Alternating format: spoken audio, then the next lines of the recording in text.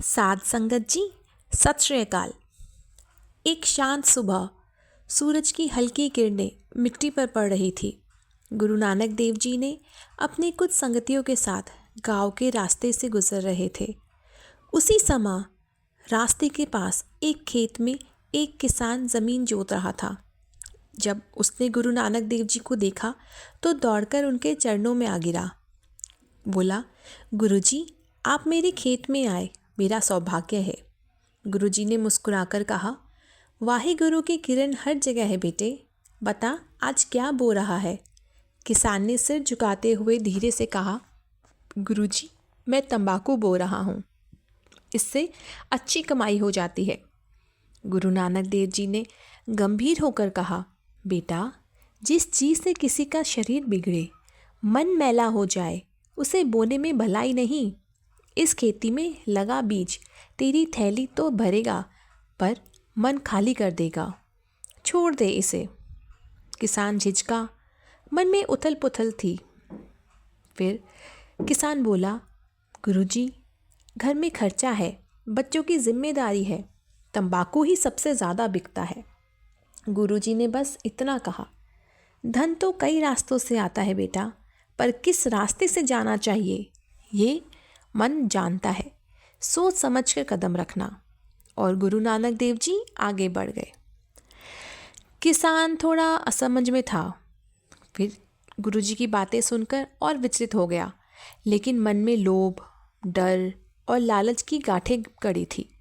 उसने सोचा, गुरुजी तो महापुरुष हैं, पर मुझे तो घर चलाना है। और उसने गुरुजी के मना करने के बाद भी तंबाकू बो दी। वक्त बीतने लगा, पौधे उगे, खेत हरा हो गया और किसान के मन में लालच और भी गहरा। वह सोचता, अब तो मेरे खेत में भरपूर फसल होगी, मैं खूब कमाई करूँगा। लेकिन एक रात अचानक तेज आंधी चलने लगी, बादल गरजने लगे, मूसलाधार बारिश होने लगी।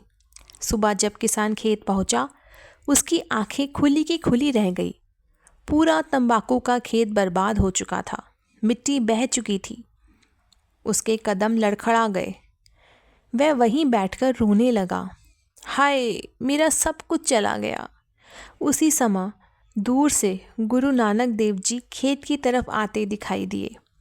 किसान उनके चरणों में गिर पड़ा और रोते हुए बोला, गुरुजी, मेरी फसल चली गई, मेरा घर कैसे चलेगा, मैं बर्बाद हो गया।